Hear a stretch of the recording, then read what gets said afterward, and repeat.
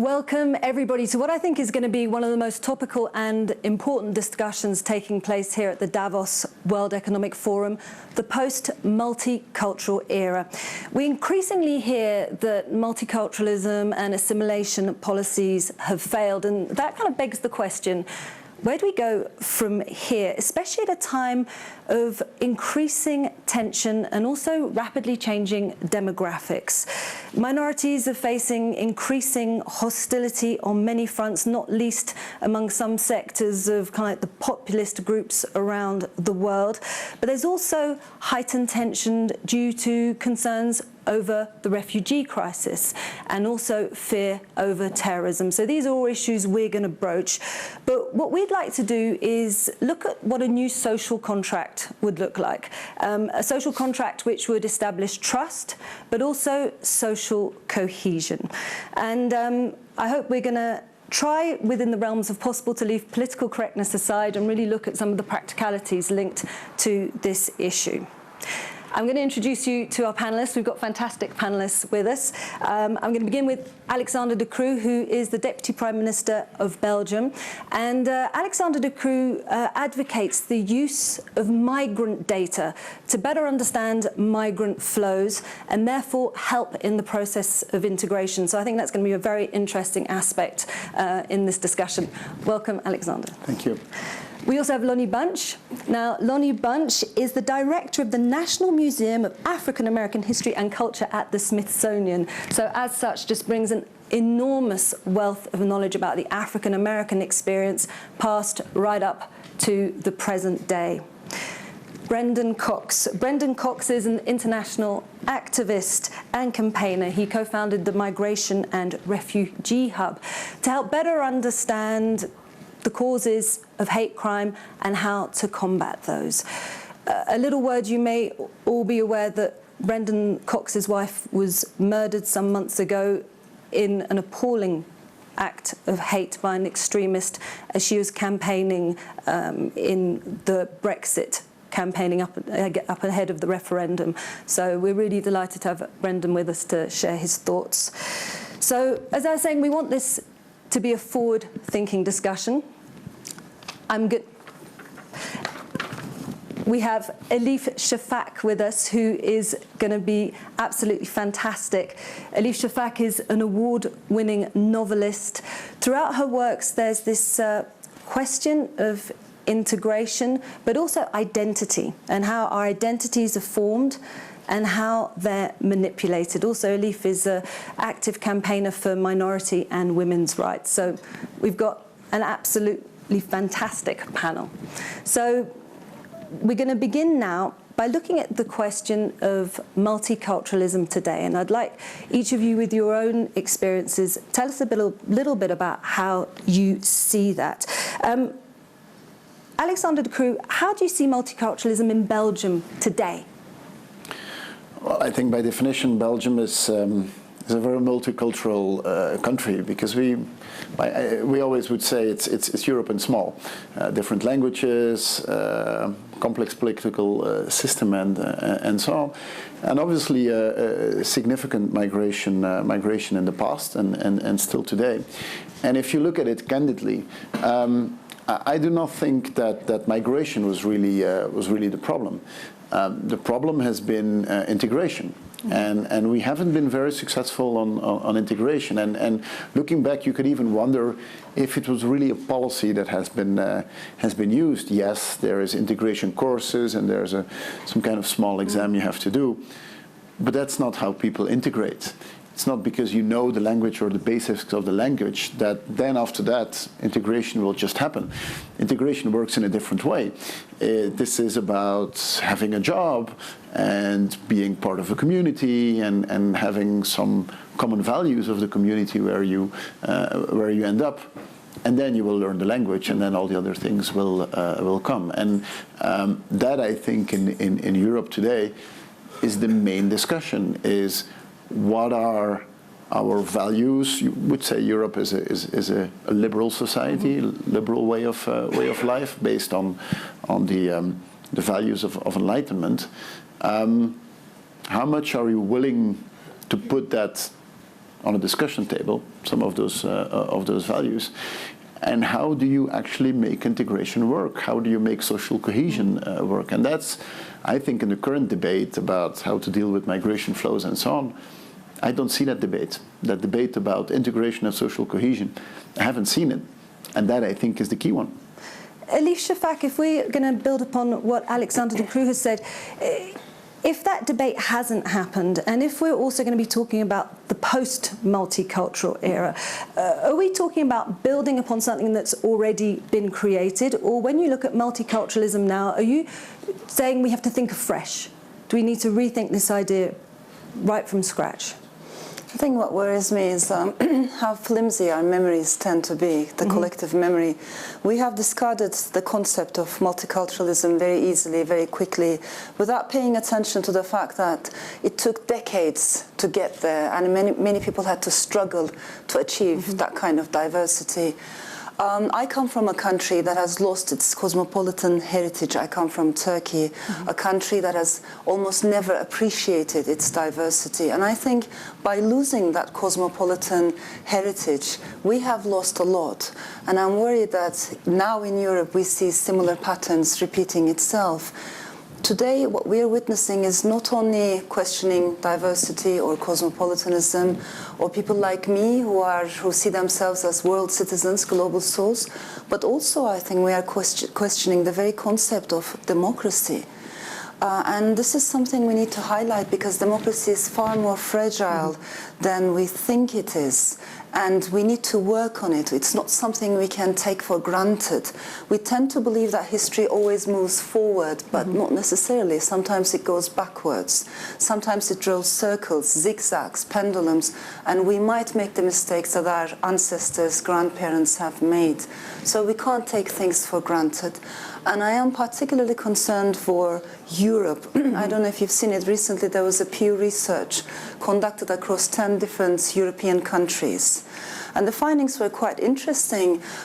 In 5 countries, especially Netherlands, Italy, Poland, Hungary, and France as well, the attitude towards diversity, when people were asked, do you think diversity made your country a worse place?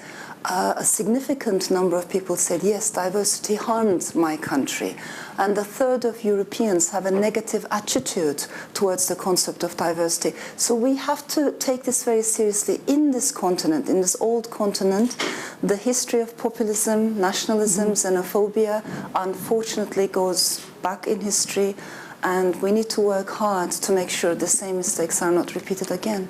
Well, Brendan, then I'm going to come to you, because you're very active in Europe as well. Is this something you're seeing too? And how do you see the European situation at the moment when it comes to multiculturalism? Does it reflect what Elif is commenting on? I think it's important to think about what we mean when we talk about multiculturalism, because I'm not sure there are any countries, any societies that aren't multicultural, both now but also if you look back at history. If I look back at the UK, not just in terms of the recent inflows of migration you've always had very different cultures living in the same country. You had the Catholic culture and the Protestant culture. You had the Welsh, the Scottish, the Northern Irish, the English cultures. You had the Yorkshire cultures. You had the Cornish cultures. You've had the different class cultures. So I think it's very hard to posit or to think of an idea which is really monocultural. I'm not sure that those states exist, and I'm not sure if they did, people would want to live in them. I worked a lot in the past on the former Yugoslavia, and in the 90s there was an attempt to create a monocultural society led by extremists in Bosnia, carving up that country into what they thought were more sort of culturally pure blocks. I'm not sure anybody wants to go there. The question, I think, is more about if multiculturalism has some spectrum to it, where at one end it means multiculturalism but separation, where the cultures exist in the same state but don't coexist. And at the other end is a much more sort of aggressive assimilationist policy that you might have in France, for example. I think the interesting thing is what are the sort of successful examples of where you've managed to have confident multiculturalism, but also a strong uniting culture that draws those people together. And I think one of the problems one of the problems that liberals have walked into in the past has been talking about difference, talking and celebrating difference, but not also celebrating what binds us together, what we have in common. And I think it's about how we do both of those things at the same time, which is the challenge. That is a brilliant introduction to my next question for Lonnie Bunch, because as director of the museum, you have an enormous responsibility in that respect to display and show the African-American story, but not to the exclusion of others. How do you do that, and how do you see the multicultural story today in the States? Because it's very unusual, because I was thinking what Elif said, you know, history goes in zigzags, but can also really surprise us, because under President Barack Obama, according to some polls, race relations got worse. And now we wonder what the situation is going to be like under Donald Trump. Well, I think the challenge for us in the United States is to realize that race and ethnicity has always shaped our national identity. We just don't admit that. And so part of the goal of any museum, especially the museum I've built, is to take the African-American experience and use it as a lens to what it means, to better understand what it means to be an American. So in a way, the challenge is to say that it is not the need to simply integrate. It's the need to understand that race has shaped who we are as Americans and will always shape it. And I guess the challenge is to figure out, what does that mean going forward? What does it mean that in many ways the African-American experience, the ethnic experience in America, has really allowed the American dream to be made real in some ways, that the notions of freedom and liberty as defined by the Founding Fathers really were made manifest in the best ways they can by the minority communities. So the challenge now is to say, in this new world, in this world of Trump, what does race mean, and how do we basically build on the gains that we've taken and not just open the door that allows people to hate again and to share their concerns about race in negative ways? Because some people ask whether this fear of the other is human nature, and we've asked our social media audience to send in questions for this panel debate. And I'd like to bring in one voice, and this is Andrew Potts, who asks, is multiculturalism just a nice idea, but an idea that can't survive human nature? And I don't know if any one of you guys would like to answer that. I think it all depends on identity politics, because we grow up and we're being told that we have to reduce ourselves to one single identity. And there have been many people throughout history that resisted this.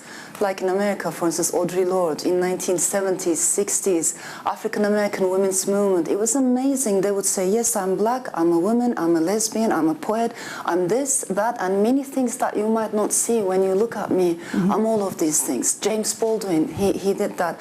These people were always emphasizing multiplicity, plurality. And I think one thing that populisms have in common is that they don't like plurality, they don't like complexity. They want to reduce us to a single tribe. And this is what we're seeing, the revival of tribalism. Why not? Why can't we have multiple belongings? Why can't I be Istanbulite and a Londoner at the same time? I have elements from me, from the Middle East, in me, from the Middle East, but from the Mediterranean, from the Balkans. I'm a European by choice, the values that I share, and the global souls, concentric circles. I don't have to be reduced to one single identity. I think this is the main thing that we need to resist. If I can have multiple belongings, if someone else can have multiple belongings, there's a bigger chance that they can overlap, and we can talk about a common ground. But if everything is defined on mutually exclusive identities, there will be hostility and clash. It's inevitable. I totally agree with that. I think that it's too easy to reduce our identity to what we look like, the color of skin we have, the name we have. I mean, my identity might be defined by a number of things. Maybe it's the football club that I like, maybe it's the place where I grew up, maybe it's the music I like. I mean, the definition of identity is much more complex than the way it's being used politically up to now. And what you see today, it's politics of identity, and using identity and politics combined with fear is actually a very toxic combination. And it's a combination that always leads to labeling people. You look like this, so you are. And this identity means that you are that. And obviously that politics is always about we are good and the other ones are bad. That combination of identity politics and fear is a very dangerous combination, and you see it being used all the time. It's it's a very easy way of gaining public traction, but with never a positive outcome. Lonnie, yes? Isn't the challenge in some ways to help the public embrace ambiguity? I mean, in some ways, what we've really done is we've reduced things down to this simple answer. You're either this or you're that. And I would argue that the challenge in the States for the 21st century is really to help people recognize that there aren't simple answers to complex questions, that this ambiguity, these shades of gray, are crucial to our understanding of who we are going forward. Brendan, though, how do you bring that out into the public domain? Because I know that as director of More in Common, you want to make people aware of the things we do have in common, as Elif was saying. So, but how do you communicate that? Because you're also facing a hostile press much of the time, in some sectors in Great Britain at least. I mean, I think to come back to the root of that question as well about human nature. So it is definitely true that there is a human instinct to be wary of difference. It's how we judged each other. If you look back to the sort of state of nature, but there is also in the human condition the ability to empathise with others. So these different bits of human nature are always in play.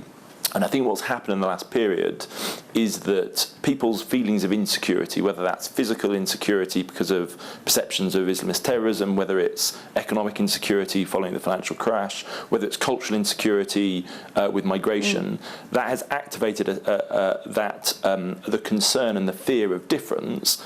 And what we need to spend more time doing is getting into stories of individuals. That's how people empathise. And again, I think the problem and the mistake that we too often make is we react to people's fears and concerns with facts. And what we need to do is we need to connect with people emotionally with their feelings. It's that which I think will change people's minds and engage people around this.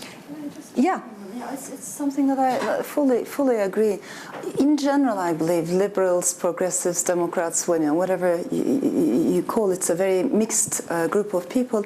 But we haven't done a very good job in terms of connecting with emotions. And I think we need to talk about emotions more. Anger, anxiety, particularly anxiety. It is very understandable to have anxieties about the future of our children, whether they will find the same job opportunities. It is also understandable to have anxieties about refugees, immigrants. You know, so much is happening. It's a liquid world. What is not okay is to be guided by fear. So I fully agree. We need to bring more emotional intelligence into the table. And if I may add, I think we need to talk about culture as well. So often we focus on economy and the facts, but what about perceptions? In a country like Poland, they don't have a big issue with diversity, for instance. Over 90% of Poland is white Catholic, but immigration was their #1 issue in their national elections. Why is that? You know, so perceptions, emotions, feelings, these are things that political theory underestimates, but we should definitely focus on them. And what about as an author? Do you feel a responsibility as an author to communicate that through your novels? Absolutely. I mean, the art of storytelling very much revolves around empathy. It's just the ability to be someone else, even if for a few hours, for a few days while you're reading a book, rethinking the same story. Sometimes this could be a historical period from the eyes of another individual.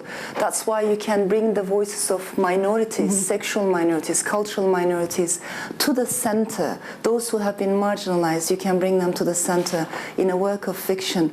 I really think this is, there are lots of depressing factors coming from Turkey. I've witnessed these things, but it is an amazing time for culture, people in the world of culture.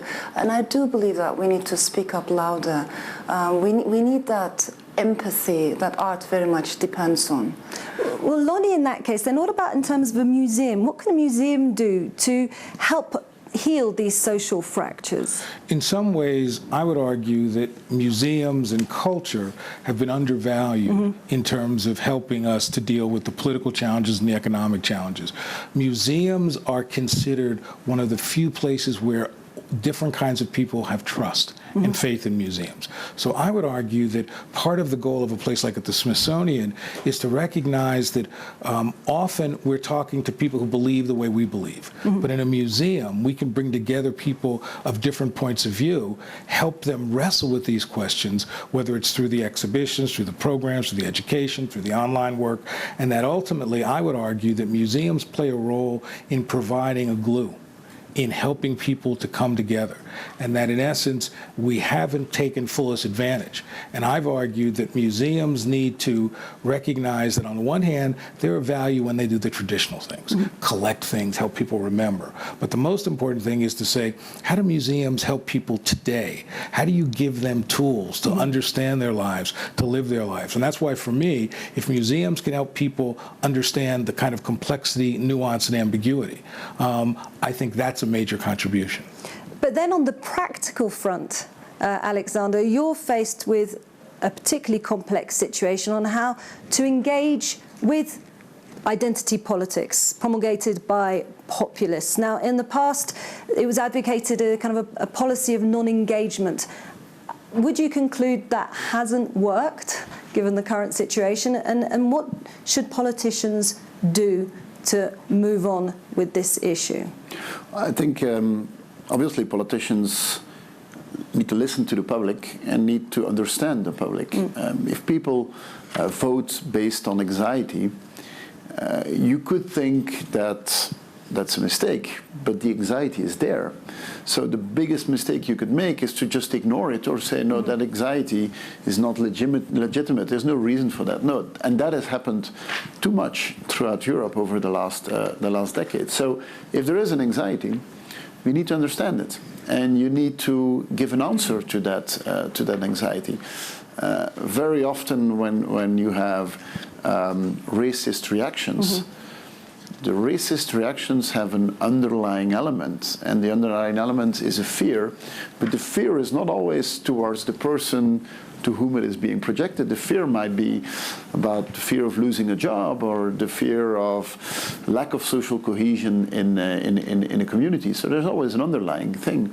I can understand that today part of the public looks at progress and says, you know, if this is progress, terrorist attacks in Europe, migration flows which are hard to manage, higher job insecurity because of technology.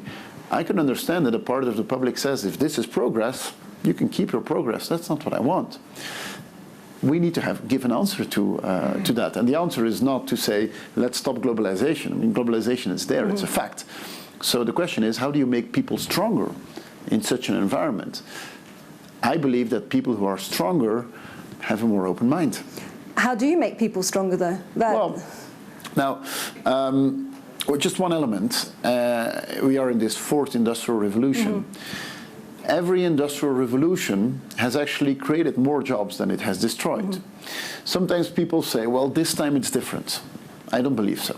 I'm not sure it is that different. But every industrial revolution has always had an educational transformation as a side component. The second industrial revolution has pushed everyone into primary schools to be able to have basic skills. Third industrial revolution pushed people into higher education because that's what we needed. The question is, fourth industrial revolution, what's the education component to that? And I think a big part of that is continuous education. Yep. Today, continuous education is something for the elite, something for a very small group. The question is, how do you make this something for everyone?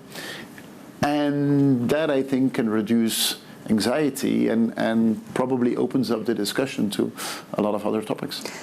I'd like to bring in another question from our social media because it will build upon what you're saying, and it will be for Lonnie Bunch, because Ralph Sagdis, as we're trying to understand how this process works, asks, are there any studies that suggest how long it takes before conflict between a new culture and an existing one will last? I think that the reality is that studies suggest that some of that is tied to how quickly the new culture survives economically. All right, so it's tied to whether new migrants basically feel that they're having a piece of the American dream per se. But I think what we've learned in the States is that that tension lasts for generations, and that there's not an easy answer to that, and that ultimately what we see is that tension is really something we have to wrestle with and see it not as something that's temporary, but as a long part of what is shaping national identity. Do you see the same thing in Europe, Brendan? Absolutely. I mean, I think to your point on the economic engagement, it's absolutely key. If you look at the UK, for example, those communities that have been successfully integrated into the economy have tended to integrate very well into societies and communities. It's why, for example, London is very diverse, but very successfully diverse, very high levels of support for diversity. If you go to some of the northern towns, my wife's constituency, for example, that tended to be industries which were clustered around particular industries, which then declined. Those people were then left outside the economy, and they ended up clustering and becoming less integrated as a result of that. So that's absolutely a key part of it. I think to the other point is that alongside museums, I do think that that wider role and thinking about institutions that promote contact between different people, because what all of the data shows is that when you meet somebody and when you have a human interaction with somebody, over time, that changes your perception of the group. And the problem that we have is that where the anger and frustration and intolerance is greatest is in those areas where you have the lowest number of migrants, the lowest levels of diversity. So we need to think about institutions, we need to think about media, we need to think about cultural ways. How do you engage media? How are you going to engage media into this in a very positive way, and so that we don't create these ecosystems that we've been talking about where your own views are reflected? Yeah, well, I think it's partly about us getting much better at telling stories. I think we do have, as I was saying, I think we have a tendency to meet people's feelings with facts. The thing that brought this home for me was my wife would often wake up in the morning and say that she hadn't slept all night because the kids had been up. And I'd respond very helpfully, no, you did sleep, I saw you were asleep at 4 a.m. And she'd be very annoyed because I was responding to a very emotional sense of frustration and being annoyed that she hadn't had much sleep with a factual response. And I think we on this side need to get much better at telling the stories. So rather than talking about the percentage of GDP that migrants contribute, talk about the refugees in Manchester from Syria who rebuilt the flood defences because they felt such thanks and such responsibility into the community that they've been integrated in. And I think until we get better at telling those stories, I think the media response will be much more muted. But the other side of the coin, and well, I don't know who would like to talk about this, is the question of freedom of speech. How far can you go in what you say? Because you say, yes, Alexander de Croo said parts of the population feels they've been shut out. How far can you go in what you say and expressing people's fears and concerns? Elif Shafak. I think we definitely need to defend freedom of speech, but at the same time be careful about hate speech. And these are very different things. In a mature democracy, you defend, you protect the individual against the excessive power of the state. In countries like Turkey, wobbly democracies or illiberal democracies, it is the other way around. It's a topsy-turvy world. You protect the state from the individual. You protect the state from the words of the minority. So it's always the state that has priority. The way I see it, the state can be criticized, full freedom of speech. But if we're talking about a minority that is already disempowered, an individual, hate speech, particularly the kind of hate speech that incites violence, we have to be careful about. So we can have a more nuanced debate. I am very critical of this attempt to create safe zones in universities, blocking speakers.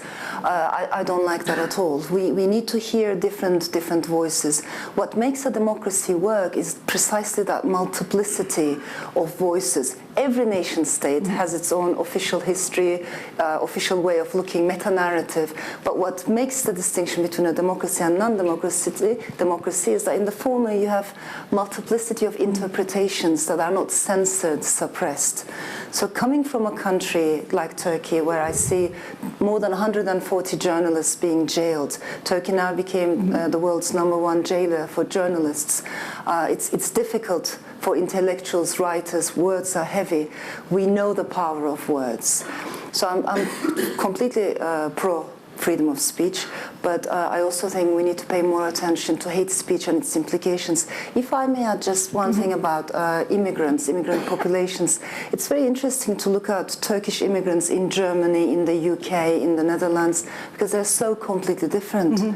And one reason why they're different, of course, is because they come from different, both class backgrounds, but also some come from villages, some come from the cities. Certainly that's a factor, but the way the host country, the new country, receives the immigrants also makes a big difference. It's a two-way road, yeah? The way I see it, unless women are integrated, unless girls are educated and are allowed to go outside those closed communities, the same communities will be more nationalistic, more religious, more enclosed. Gender is a very important factor there that might not be visible at the first glance. But, so, in practical terms then, in Belgium, will you have to protect these women in society? Is that something that you have to set out in very concrete terms, or is it not necessarily done at state level, but more at community level? Okay, I'll come to that. Maybe just to add on what was being said. Look, if we say people who come to a certain community, you have to respect our norms and values, you have to somehow integrate in our way of life. I think you can only ask that. From another side, we are extremely harsh on discrimination. I mean, it's impossible to say you have to be one of us, but if you're looking for a job, well, then you're not one of us. I mean, this has been happening too much, and I'm not saying that it's everyone, but it happens. And there, I think Western communities and governments, I think, need to be much, much more punchy on that. Discrimination is something which is unacceptable, and discrimination in the job market, in getting a house, and so on, I think we should be much more stricter on that. It's impossible to say you have to be one of us and then tolerate the discrimination that is still there. What do you do in situations when you've got countries, as Elif mentioned, like Poland and Hungary, where this has really taken grip of society? I think this is a domain where the European Union is not strong enough. I mean, the European Union is about the economy and it's about security, but from my point of view, it's also about values. And I think we should have more debate on that and engage more with member states on that topic. I think on the national level, I have no problem to intervene, and I would actually have no problem when you see that this is something that is frequent, to use methods like mystery shopping and so on. Like what? Like mystery shopping, like for someone sending for a job application and just recording if discrimination is taking place and pointing it out. And I wasn't in favor of that 5 years ago. But if I see sometimes what is happening, I think this is really a crucial element. I mean, how can you, I think most people who migrate actually want to be part of society. But if you get a slap in the face all the time, then I would understand a certain reaction to that rejection. But isn't it also crucial in places to actually force the state to deal with these issues? Because in the United States, the notion is that somehow, these rights have been protected, but they were only protected because people lost their lives, because people demanded change, because basically in the United States, the African American community, the minority community said that we expect you to live up to your stated ideals, and we will protest, we will resist, we will push and force. And so for me, I think you can't understand and expect nations to change without getting people coming together and putting political force against them. Brendan Cox, do you find in Great Britain now that the general mood is open to this type of discourse, that you can change things? We are a turning point in Great Britain, given obviously the decision to leave the European Union and why that came about, which was largely in some respects, an anti-immigrant feeling. I think that in most European countries, less so Eastern Europe, but in most Western European countries, you have about a quarter of the population who are very relaxed and very supportive of diversity and multiculturalism. You have about a quarter of the population who are very hostile to it, and then you have about 50% of people who are in the middle. And depending on the framing, will be either more supportive or more negative. I think there's two problems that we have. The first is that 25% who are liberal and progressive have been much more poorly organised, much less vocal than the other extreme, and so the populist right have dominated the space, and they've also been much better at connecting emotionally with that 50%. So I think those two challenges. One is to activate those existing liberal groups, those people with those liberal attitudes. But secondly, to do that in a way that connects with the 50%, because at the moment, nobody is speaking to those people other than the far right. And if that continues, their space in society will grow and the liberal space will continue to shrink. That's kind of your role, isn't it, to try and speak to that 50%? Is the 50% receptive? I don't just see it as my role at all. I think we all have that responsibility.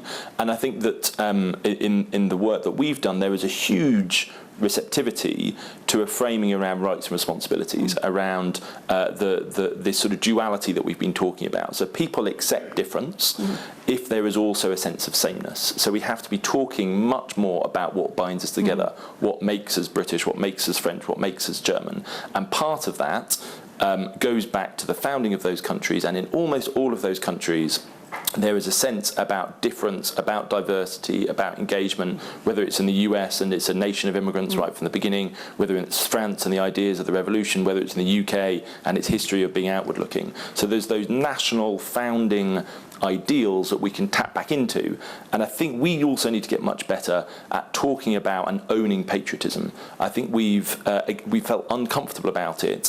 What that's meant is that we've left that to the extreme, to the far right, to dominate, and they define patriotism in an exclusive way, but it's very easy and very powerful to define patriotism in a much more inclusive way. That's an extremely good point, yeah. I want to change tack slightly, and I want to bring Elif in here on the question of refugees. Now, Turkey is an extremely diverse society, it's what you were talking about, but it's also had to come to terms with the massive arrival of a large refugee population. How does a country adapt to such an enormous arrival of people? It's like 2.5 million people, if I'm correct. How does a society adapt, and how, at political level, can a government help that society adapt to this arrival of people who are often traumatized and who may not be necessarily staying for very long? Absolutely. I mean, the refugee crisis obviously is so important. We had the financial crisis, and then the refugee crisis, and it affected so much all across Europe with all the knock-on effects. But what's happening, and it has been going on for so many years, is the worst humanitarian crisis we have seen ever since the Second World War. It's on a massive scale. And because it's an international problem, it can only be solved internationally if there's a cooperation, collaboration among different nations, and if we can act all of us together as world citizens. But this is not what's happening. We have, on the one hand, the very rich Gulf states that are acting as if they have nothing to do with this, and on the other hand, Europe's approach towards the refugee crisis. Unfortunately, when I say Europe, of course, I don't want to generalize, but mostly the bureaucracy in Brussels, I don't think they saw it early enough, and they developed a good strategy. I never understood why they haven't supported more sexual minorities coming from the Middle East, women coming from the Middle East, because of the journeys that many immigrants had to take. I'm talking about those who were able to reach the European shores, because they were so dangerous. Most of the immigrants that could make those journeys were young men between a certain age bracket. So when you look at countries like Sweden, it affects the gender ratio. It has its own implications.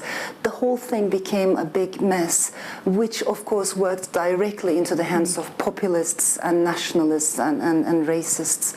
What worries me is, overall, the approach has been to outsource the problem, particularly to three countries, Jordan, Lebanon, and Turkey. In Turkey, we have around 3 million refugees, and they're not only in refugee camps. Actually, the overwhelming majority of them are scattered all over the country. And of course, there are cultural clashes, there are economic problems. Life is very difficult. One thing we don't talk about is child brides. The number of child brides increased in a very dramatic way. There are men marrying Syrian women as their second wives, third wives, even though polygamy is illegal. And these are things that never make the headlines when we read the newspapers. Well, Alexander, I think we're looking at these kind of rapidly changing situations now. You advocate, and this will be my last question before we come to audience questions, but you advocate the use of data to better understand those migrant flows. So how could you respond using that data to what Elif is saying? Well, look, we live in a time with an abundance of data. And it's almost, for me, it's one of the biggest contradictions, is that we have an abundance of data, and it seems that in the public debate, facts don't matter at all. And this I find very strange. If you want to better understand who is coming to a certain country, if you think that social inclusion, social cohesion is important, you need to understand who's coming there. I mean, this is not just a person with a name and a certain skin color. Every person is different, has his own background before the catastrophe happened, and has had his own journey. If you want to do things well, you have to have an approach which is tailor-made. And that means that you need to better understand who the person is that is coming. And in the Syrian case, I mean, Syria is a middle-income country with a good education system, with people who actually have a lot of skills in a variety of domains. Well, then you cannot, as a country, say, okay, we'll just put all of them in the same refugee camp, and then the next 6 months we're just going to treat everyone exactly the same way. Second element, for example, is to better understand remittances. Remittances are the financial flows back to home families. These remittances are very important and are the result of very often gigantic social pressure that exists. Maybe not so much for the Syrian crisis, but migration out of Western Africa, for example. It is almost become something that someone in the family has to do. And the whole family is putting money together for that one person. What does that do to that person then? Well, that person is under a gigantic pressure, first of all, to whatever it takes, try to get into Europe with all the dramatic things that we have seen, and has a gigantic pressure to tell to their home families that everything is great, that they are having a job, that financially things are going well, and so on.